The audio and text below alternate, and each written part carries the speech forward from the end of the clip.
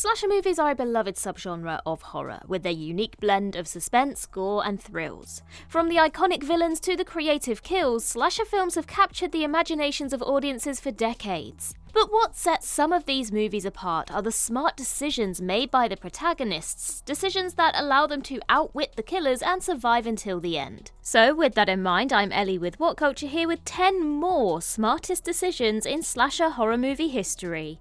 Number 10. Michelle's vent escape plan in 10 Cloverfield Lane. Being trapped in a bunker with a crazy person is never a fun situation. In the movie 10 Cloverfield Lane, hero Michelle finds herself in this very predicament, with no way out in sight. However, she's not one to give up without a fight. Realizing that her captor, Howard Stambler, is a madman who will stop at nothing, Michelle begins to devise a plan to escape. After discovering a second exit hatch while fixing the ventilation system, she starts to put her plan into action. With Howard hot on her heels, Michelle manages to get the upper hand long enough to crawl through the vents and reach the hatch. But the question remains, how will she break through the lock? Using her quick thinking and resourcefulness, Michelle grabs a can of compressed air and freezes the lock, shattering it to pieces. So the next time you find yourself in a bunker with a crazy person, don't panic. Just remember Michelle's resourcefulness and keep a can of compressed air handy. You never know when it might come in handy. Number 9. Joel leaves town in Scream 2. Joel, the fresh-faced professional cameraman in Scream 2, makes a smart move by leaving town after sensing danger. He is clearly a better decision-maker than his predecessor from the original Scream movie, Kenny Jones. After he was assigned as Gail Weathers' new cameraman at Windsor College, Joel became increasingly weary of her need to follow the trail of the killer.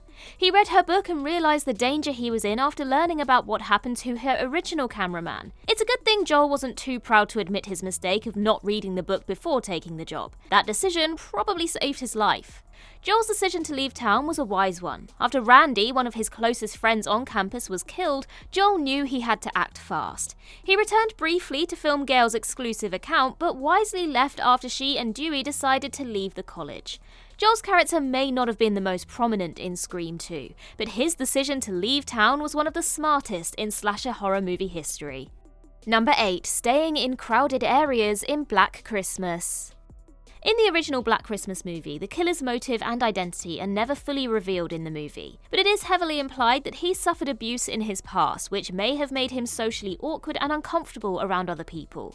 The college students that he targets don't know this about him, but they still make a conscious decision to stick together and stay in groups and crowds, which is a perfectly logical thing to do when faced with a deranged murderer. However, even though it makes perfect sense, we don't really see it often in slasher films. One of the most common tropes in these movies is people wandering off on their own and inevitably coming face to face with the killer. Black Christmas was one of the earliest slasher horrors, and it showed that having smart and realistic characters doesn't have to take away from the tension. Number 7. Sally injures Leatherface in the Texas Chainsaw Massacre. During the scene where Sally Hardesty is being held captive by Leatherface's family, she manages to break free for a moment and injure his leg with his own chainsaw. While Sally does not directly kill Leatherface, the injury she inflicts on him plays a significant role in allowing her to escape from the house and ultimately survive the ordeal. The scene is a powerful moment in the film, as Sally's courage and resourcefulness in the face of danger are on full display. It's a common slasher horror trope for the characters to try and confront the villain in order to kill him. This is a plan that more often than not fails and leads to the character's demise. Sally instead opted for hurting Leatherface just enough to buy herself some time and start making her escape. That is a refreshing turn of events and shows that there is more depth to Sally's character than you might have initially thought. Perhaps that's why she was the only one that survived and ultimately became one of the most iconic final girls of all time. Number 6. Max and friends set a trap in The Final Girls. We all have our favourite movies that we wish we could step into and experience for ourselves. However, there are some movies that are best left to the silver screen, particularly horror movies where survival is the name of the game. In The Final Girls, the main character Max and her friends find themselves trapped in a real-life horror flick with a masked terrorizer named Billy on the loose. As they struggle to survive, the group comes up with a plan to defeat their attacker by creating weapons, setting a trap, and luring him out. Their plan involves flaming arrows and a bucket of gasoline, making for an intense and high-stakes battle. While their plan ultimately leads to a kick-ass, self-referential slow-motion escape scene, it comes at a cost: the lives of some of their friends. This serves as a reminder that sometimes the best-laid plans can have unintended consequences.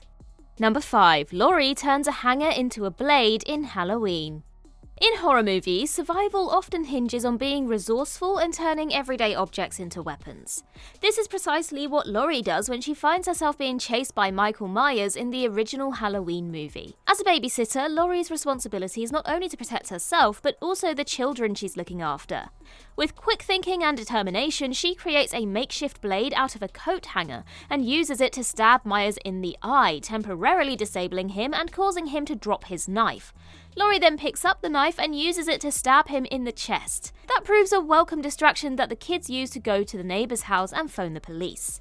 Laurie's actions remind us that in the face of danger, quick thinking and resourcefulness can often make all the difference. Rather than being paralysed by fear, she uses her intelligence and creativity to outsmart her attacker and protect herself and those around her.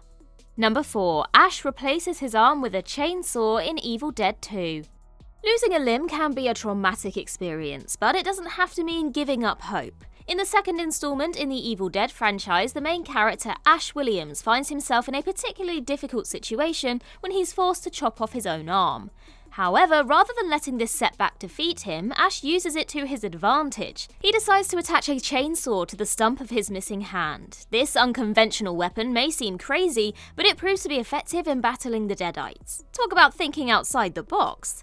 Overall, Ash's journey throughout the Evil Dead franchise is one of determination, courage, and a willingness to do whatever it takes to defeat the forces of evil. His chainsaw hand is just one example of his resourcefulness and ingenuity, and it has become one of the most iconic weapons in horror movie history.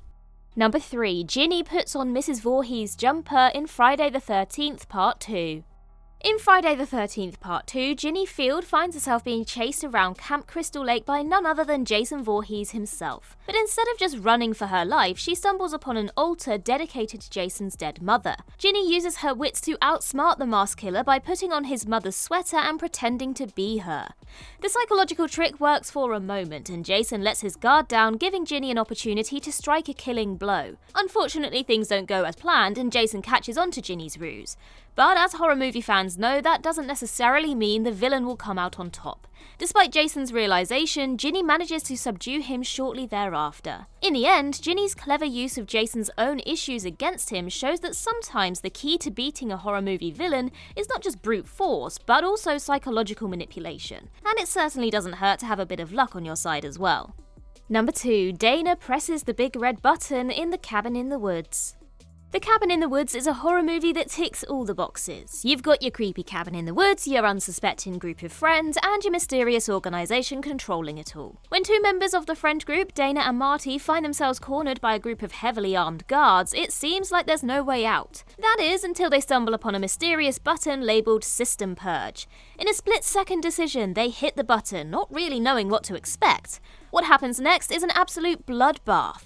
Every monster you could ever imagine is released from captivity, wreaking havoc on the unsuspecting guards and giving Dana and Marty a chance to make their escape. It's a brilliant move, but it also begs the question, why on earth does this button even exist? Who thought it was a good idea to have a System Purge button that could release all manner of terrifying creatures? Number 1. Karen fakes being too scared to shoot in Halloween. In Halloween, Karen Nelson comes up with an unusual idea that ends up being one of the most genius moves ever made in a slasher horror movie. While being chased by Michael Myers, she pretends to break down in fear and acts like she is unable to use her shotgun. By pretending to be too scared to shoot, Karen tricks Michael into revealing himself, which allows her to quickly shift her pose and shoot him in the cheek. This move not only catches Michael off guard, but also gives Karen's mother, Laurie, the opportunity to join in the fight and ultimately knock him down the stairs into the basement. Karen's fake-out also highlights the importance of strategy and intelligence in surviving a slasher film. Instead of relying solely on brute force or weapons, Karen uses her wits and psychological tactics to gain the upper hand in the fight against Michael. It not only showcases her badassery, but also reinforces the idea that survival in a slasher film requires both physical and mental strength. And that concludes our list. If you think we missed something, then do let us know in the comments down below, and while you're there, don't forget to like and subscribe and tap that notification bell. Also head over to Twitter and follow us there, and I can be found across various social medias just by searching Ellie Littlechild. I've been Ellie with What Culture. I hope you have a magical day, and I'll see you real soon.